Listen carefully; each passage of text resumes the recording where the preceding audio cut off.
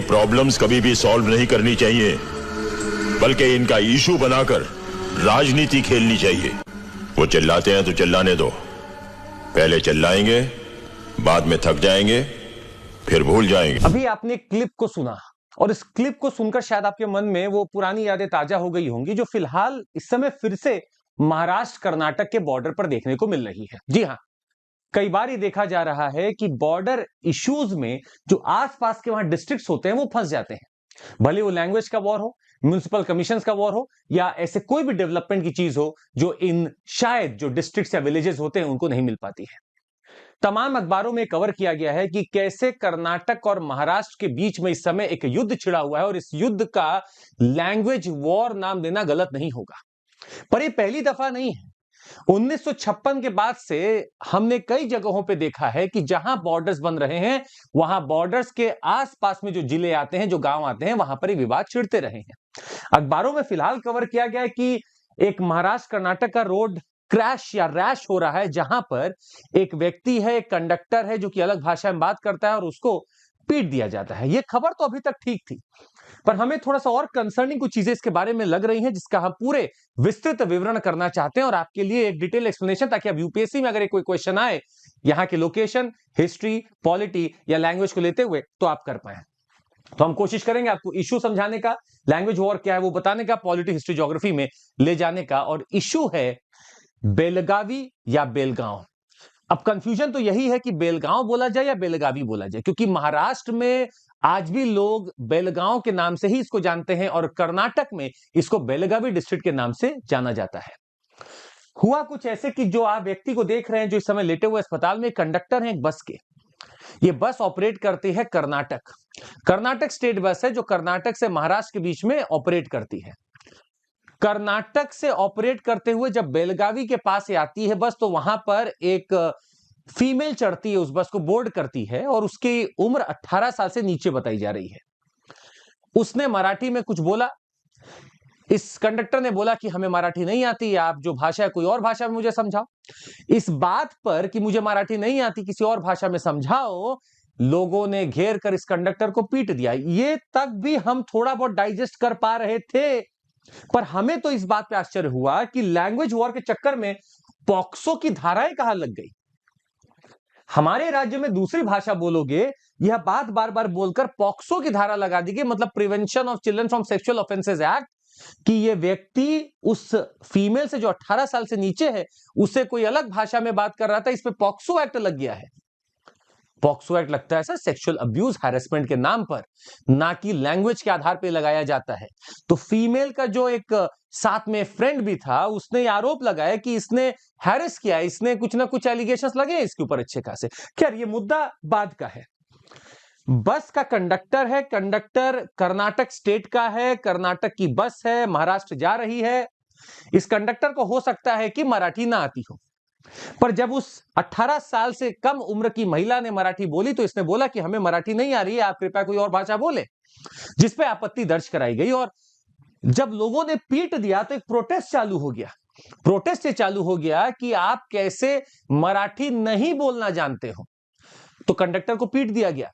इसका बदला लेने के लिए कर्नाटक में महाराष्ट्र के ड्राइवर को पीट दिया गया कि तुम मराठी क्यों बोल रहे हो। मतलब युद्ध हो रहा है किस पे? लैंग्वेज पर। मराठी, कन्नड़ा, और है सब बस भाईचारे की बात है, बात करने की बात है, कन्वर्सेशन की बात है, और यहां युद्ध हो रहा, प्रोटेस्ट चल रहा है। तो जो आपने प्रोटेस्ट देखा अभी स्टार्टिंग के क्लिप में, वो लगभग ऐसे ही बढ़ाया जाता है। प्रोटेस्ट में कुछ एक्टिविस्ट जुड़ते हैं, मारधाड़ होती है, किसी को मारा जाता है, ये सब कहानी धीरे धीरे भुला दी जाती है। पर रह क्या जाता है कि दो राज्य, दो भाषाएं, पर दिक्कत क्या है? अगर मैं टॉलरेट अगर उनको कर सकता हूं तो दिक्कत क्या है? मुझे अगर भाषा नहीं आती मराठी, मैं कोई और भाषा में बात करना चाहता हूं तो मैं किसी के वाया मीडियम से बात करने की कोशिश कर सकता हूं। इसमें मारपीट की आवश्यकता कहां पड़ गई? और पॉक्सो की धारा लगा दी जा रही है, ये तो और उस पर गंभीर चार्ज लगता है। खैर हम आपको यह बताना चाहेंगे कि कोई नई बात नहीं है। महाराष्ट्र हो, तमिलनाडु हो, कर्नाटक हो, आंध्र प्रदेश हो, सब अपनी भाषाओं के प्रति काफी सज्ज है। महाराष्ट्र की सरकार का एक ऑर्डर आता है, ये ऑर्डर 2024 है और 25 में लागू किया जाता है कि महाराष्ट्र में किसी भी सरकारी दफ्तर में अगर ये कीबोर्ड बिना मराठी के की के साथ पाया गया तो उसके ऊपर हम पेनाल्टी लगाएंगे, डिसिप्लिनरी एक्शन लेंगे। मतलब अगर आप महाराष्ट्र में हैं तो आपको मराठी में ही काम करना है, मराठी में ही बोलना है, मराठी में ही टाइप करना है। चलिए माना ठीक है, महाराष्ट्र ने ऐसा किया और हो सकता है वो मराठी को थोड़ा आगे बढ़ाना चाहता हो। ये बात कनाडा में भी है।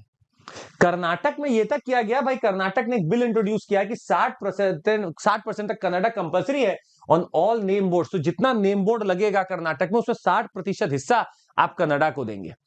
कर्नाटक का एक ऐसा ही बिल है जहां पर रिजर्वेशन किया जा रहा था कुछ पोजीशंस का कंपनियों में कि यहां पर सिर्फ कन्नड़ बोलने वाले ही लोग जाएंगे। हालांकि इस पे रोक लगा दिया गया है, पर मन में तो है ये चीज। तो आप अपने लैंग्वेज के प्रति जब बहुत इमोशनल हो जाते हैं, ओवर एंथुसियास्ट हो जाते हैं, तब शायद आप ये बढ़कर काम करते हैं। पर अगर आप एक बड़ा चित्र देखें, भारत देखें और भारत के विभिन्न सुंदर अंगों को देखें, तब आपको लगेगा ये सब तो डाइवर्सिफाइड एक हमारा खुद से रहा है हमेशा परिवेश। हम तो इस डाइवर्सिटी से हमेशा से गुजरते आए हैं, इसको निभाते आए हैं, आज भी निभाना चाहिए। इसमें युद्ध कहां से आ गया? अगर किसी ने भोजपुरी बोल दी महाराष्ट्र में तो उसने क्या गुनाह कर दिया? उसको जो आती थी उसने बोला। ये तो दायित्व है जो आसपास लोग खड़े की समझने की कोशिश करें कि आखिर ये बोलना क्या चाह रहा है। अब इसमें उसको मार देना, पीट देना, ये तो गलत बात है। ऐसा हुआ है। ऑटो चालक जो महाराष्ट्र में बिहार से जाते हैं वो ऐसी चीजों को दिन रात फेस करते हैं। अगर वो गलती से कोई और वर्ड यूज कर ले, मराठी यूज ना करे, तो उनको सुनाया भी जाता है। खैर ये बातें हमारे तक नहीं पहुंच पाती क्योंकि मीडिया बहुत चीजों में व्यस्त रहती है, पर यह बात सच्चाई है। और हम ये निवेदन भी करना चाहेंगे कि अब भारत राष्ट्र को अगर आप देख रहे हैं तो आप कोशिश करिए कि ठीक है, अगर कोई लैंग्वेज कहीं और से आपको मिल भी रही है तो अगर आप नहीं समझ पा रहे हैं तो वाया मीडियम निकालिए कुछ समझने का। हम आपको थोड़ा सा लेकर चलने चाहेंगे कि एक पॉलिटिकल एस्पेक्ट अगर हम इसका देख रहे हैं पॉलिटी के हिसाब से, आप इस बॉर्डर को देखिए। ये कर्नाटक है, ये महाराष्ट्र, बीच में बेलगावी है। महाराष्ट्र इसको बेलगांव बुलाता है और कर्नाटक इसको बेलगावी बुलाता है। ये जो हादसा हुआ है मरिहाल में हुआ है जहां कंडक्टर को मारा गया, ये बेलगावी डिस्ट्रिक्ट में आता है। और कर्नाटक बस कंडक्टर के ऊपर लगा कि आप मराठी में रिस्पॉन्ड करो, आप मराठी में बात करो। Now I would like you to go through one very interesting thing here. अगर आप इतिहास पलट कर देखेंगे तो बेलगांव हो और बेलगावी हो, इसका इतिहास में बहुत महत्वपूर्ण स्थान रहा है। हम आपसे एक प्रश्न भी पूछेंगे सेशन के एंड में, वेट करिएगा। पर अगर हम यहां की फिलहाल बात करें तो बेलगावी या बेलगांव कर्नाटक का पार्ट बना दिया जाता है एक एक्ट के द्वारा। जी हां, स्टेट रीऑर्गेनाइजेशन एक्ट 1956 ने जब लिंग्विस्टिक आधार पे राज्यों की सीमाओं को बनाने की कोशिश की तो बेलगावी कर्नाटक की तरफ आ जाता है। इस पे आपत्ति दर्ज कराई गई महाराष्ट्र द्वारा, जो कि बाद में जाकर बनता है कि महाराष्ट्र में बेलगांव को होना चाहिए था। पर कर्नाटक ने बोला कि ये तो 1956 के हिसाब से बना हुआ है और हमारे साथ ही है, अब ये हम आपको नहीं दे सकते हैं। महाराष्ट्र 1956 के बाद बन रहा है और बोल रहा है कि बेलगांव उसके पास होना चाहिए था, जिसको कर्नाटक कॉन्टेस्ट करता है। खैर 1956 की बात तो एक जगह थी। अब कहानी यह है कि स्टेट रीऑर्गेनाइजेशन कमीशन ने अपना निर्णय दे दिया है। अब ये बाउंड्री बदले तो बदले कौन? क्या ये कंसेंसस बेस्ड अप्रोच होना चाहिए? तो सुप्रीम कोर्ट ने इस पर टिप्पणी की कि आप इसको निगोशिएट करें, कंसेंसस बेस्ड अप्रोच निकालें। 1966 में महाजन कमीशन बनाया जाता है। ये महाजन कमीशन का काम था कि वो देखे कि क्या वाकई में बेलगावी या बेलगांव को महाराष्ट्र में होना चाहिए या कर्नाटक में होना चाहिए। और महाजन कमीशन की रिपोर्ट आती है, वो कहता है कि बेलगावी को इधर ही होना चाहिए, कर्नाटक के पास। हालांकि आपको यह बता दें कि बेलगावी में आज भी ज्यादा प्रतिशत बोलने वाली जो भाषा है वो मराठी ही है। बावजूद इसके एडमिनिस्ट्रेटिव एफिशिएंसी को देखते हुए, बॉर्डर को देखते हुए ऐसा बनाया गया कि बेलगावी को इधर ही रख लेना चाहिए। खैर बेलगावी चला गया और यहां सब्सटैंशियल लोग आज भी मराठी बोलते हैं और ये चला गया कर्नाटक के पास। महाराष्ट्र ने ना महाजन कमीशन की बात मानी, ना स्टेट रीऑर्गेनाइजेशन कमीशन की बात मानी और बोला कि अब हम सुप्रीम कोर्ट ही सीधे जाएंगे। सुप्रीम कोर्ट में यह मुद्दा आज भी पेंडिंग है। पर यहां पर दोनों तरफ से आरोप है। कर्नाटक का मानना है कि आर्टिकल 3 के लिए सिर्फ पार्लियामेंट जिम्मेदार है, वही लॉ बना सकता है, तो सुप्रीम कोर्ट को कुछ नहीं करना चाहिए। महाराष्ट्र का मानना है कि सुप्रीम कोर्ट के पास पावर है कि अगर राज्य के बीच में अगर कोई टसल है तो उसका निपटारा तो वहीं होगा। ये दोनों आर्टिकल्स हमारे लिए बहुत इंपॉर्टेंट पड़ते हैं, पर ये केस आज भी अधर्म ही है, इसके ऊपर कोई जजमेंट नहीं आया। सुप्रीम कोर्ट ने यह तक बोला था कि आप आपस में निपटारा करने की कोशिश करें, पर नहीं हुआ। अब हम आपको बेलगावी की सच्चाई बता दें। यह बेलगावी वही जगह है जहां कुछ लोग हैं जो महाराष्ट्र के चुनाव में भी इलेक्शन देते हैं, कर्नाटक के चुनाव में भी चुनाव में खड़े होते हैं या वोट देने जाते हैं। यहां पर जो लोग हैं वो गुहार लगाते हैं महाराष्ट्र से भी, कर्नाटक से भी कि हमें डेवलप कर दो। यहां के जो लोग हैं वो बेनिफिशियरी ना महाराष्ट्र में बन पाते हैं ना कर्नाटक में बन पाते हैं।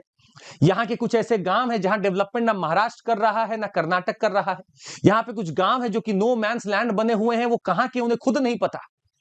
वहां के जो लोग हैं उनके पास आईडी तक ठीक से नहीं बन पा रही है। ये सिर्फ इसलिए क्योंकि जो डिस्ट्रिक्ट बनी है बिल्कुल बॉर्डर पे, जो विलेजेस एकदम बॉर्डर के पास हैं, हो सकता है कल को इधर चले जाए, हो सकता है इधर ही रह जाए, इसलिए कोई जिम्मेदारी अभी लेना नहीं चाहता यहाँ की, और वोटर्स दोनों जगह जाके वोट कर रहे हैं। ऐसी सिचुएशन इस समय बनी हुई है बेलगावी डिस्ट्रिक्ट या बेलगांव की।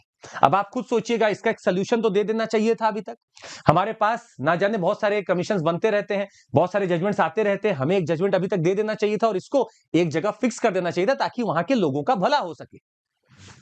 खैर, पॉलिटी अगर आप समझ चुके, थोड़ा ज्योग्राफी देखते हैं।